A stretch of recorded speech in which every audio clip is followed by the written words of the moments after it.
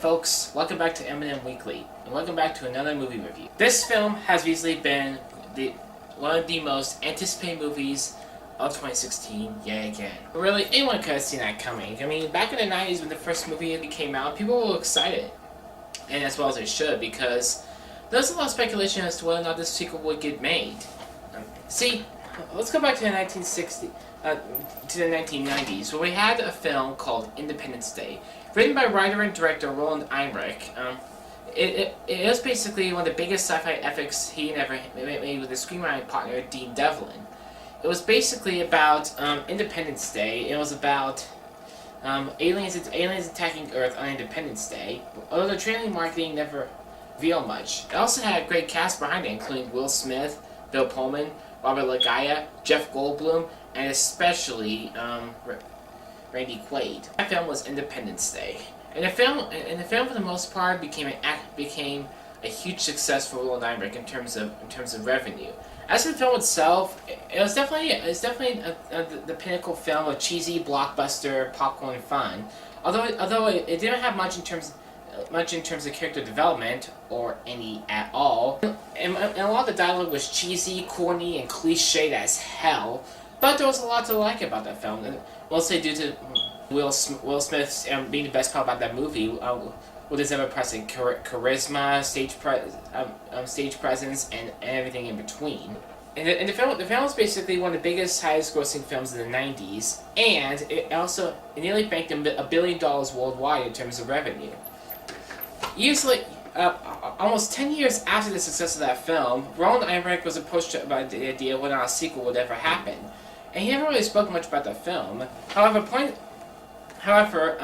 almost 5 years later, out of the blue, the sequel, Independence Day 2, was finally announced by Roland Emmerich and Dean Devlin.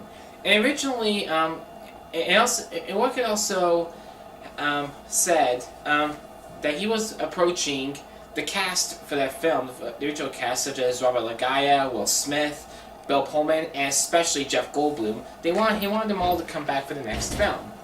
And while he did go for that, they were able to get most of them back, except for Will Smith. Now, a lot of people had mixed feelings about this film, mainly because Will Smith had declined to come back for this film. Namely because he was still really filmmaking disaster that was After Earth, which he made with his son Will Smith and director M. Night Shyamalan. And he was also denied the payroll that he wanted because Devlin and Emmerich have rolled out films with 2 sequels, including Independence Day 1 and Independence Day 2. Basically, he wanted a pay raise of $50 million, but because they appear in both sequels, but because they refused to kowtow to his demands, he turned it down. Although the reasons to why he turned it down are still open to interpretation, that's as best as I can put it out. Anyways, all the speculation come up to this film was pretty mixed at best. A lot of people were still hoping that this film would still retain the same stakes, sense of urgency, and the cheesy yet enjoyable popcorn fun that the first film held so well. However, all people were afraid that the film would suffer due to Will Smith's absence, given that he was basically the anchor of the first film. So, given that I never really seen much of the first film, I decided to dive in and see Independence Day Resurgence. What do we get, guys? Well, I can definitely say this. I can definitely, given that I haven't seen the first film in a long time, and I don't have much of the knowledge that I had when going into this film, I can't really speak much about Will Smith's performance and how greatly his absence is felt in this film. Although it is absent in this film, I can't say that. However, in terms of what the first film had, such as the charisma, energy, the sense of urgency, and all-around fun, despite the serious nature of it, in comparison to that film, this film doesn't rise above it. I'm sorry, guys. There are some parts about this film that I do like, honestly, and the new additions do bring something, if not a lot, to this film. However, as a whole, it doesn't match what made the first film good, if not great, and honestly, that's not a good thing. Okay. So let's get the elephant out of this room right away. That is definitely Will Smith's absence. Yes, people can definitely see that he was definitely absent from this film, and trust me, his absence, although his death is explained in this film, his absence is still greatly felt. Like I said, the first film did so well because he basically anchored his performance with real charisma, despite how corny his dialogue was. And he definitely had a lot of chemistry between the characters he interacted with, because it's Will Smith. What else do you expect? And he definitely gave a lot of energy to anchor some of the more duller moments of that film. Whereas for this film, Roland Emmerich does try to compensate by bringing in his son, played by Jesse Usher, who playing his son Steven.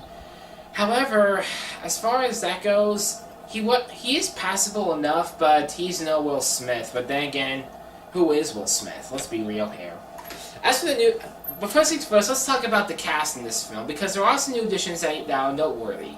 As I said, the first one I pointed out was Jesse Usher, who plays Will Smith's son. The second of which we have is a fighter pilot named Jake, played by Liam Hemsworth. And Liam Hemsworth does do a good job with the character, even though there's never really much development to them.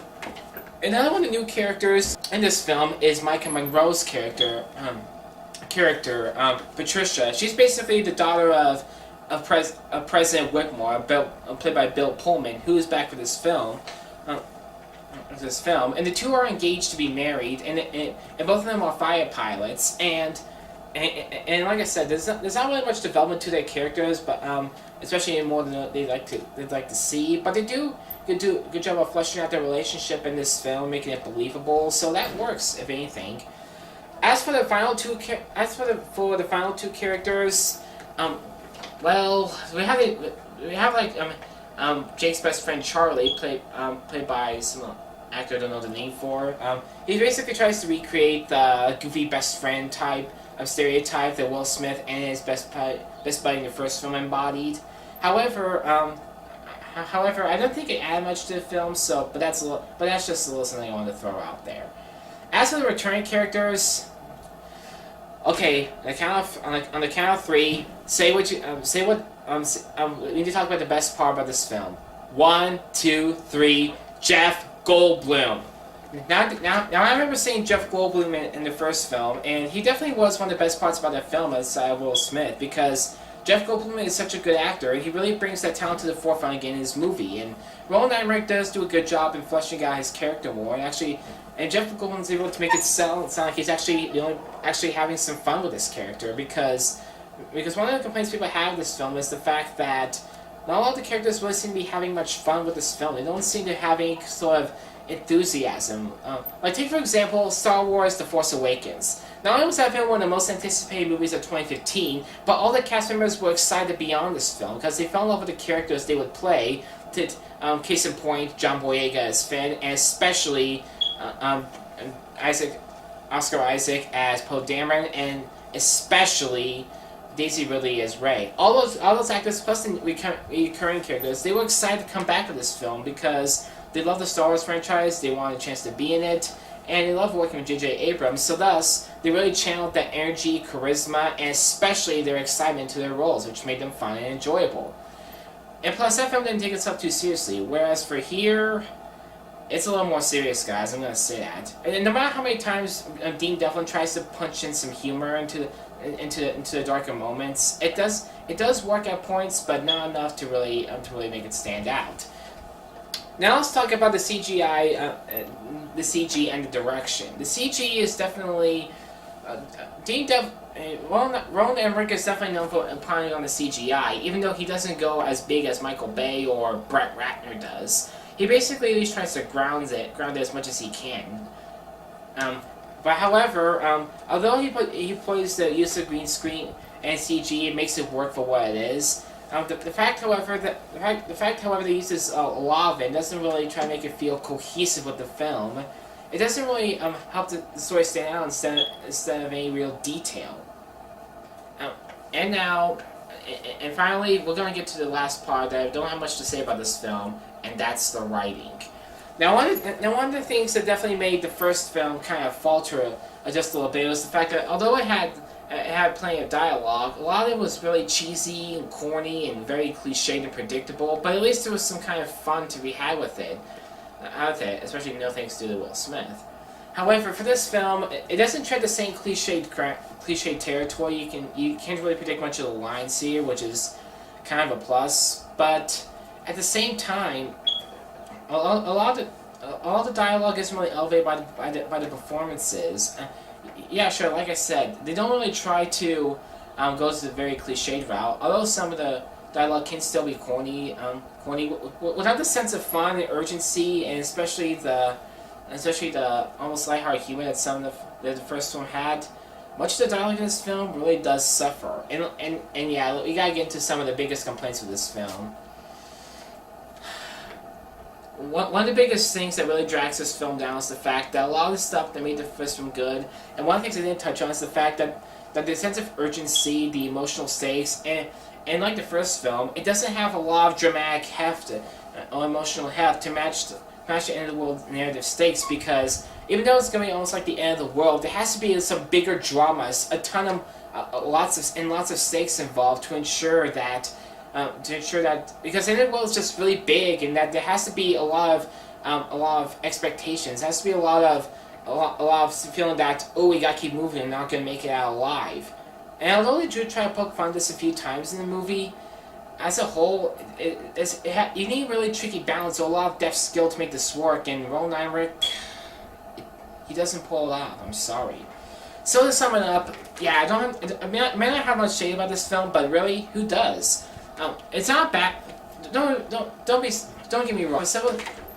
But however, without the same high stakes, the energy of charisma of Will Smith, especially the corny, cheesy dialogue, not feeling as fun or unserious as in the first film.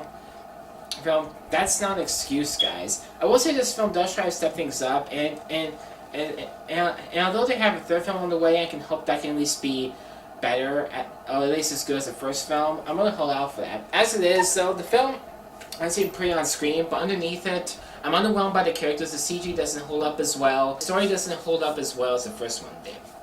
So for me, I'm gonna go as generous as I can and give this film a 6 out of 10. An only recommendation if you're looking for a otherwise big film to see this year. But you know what? Even without Will Smith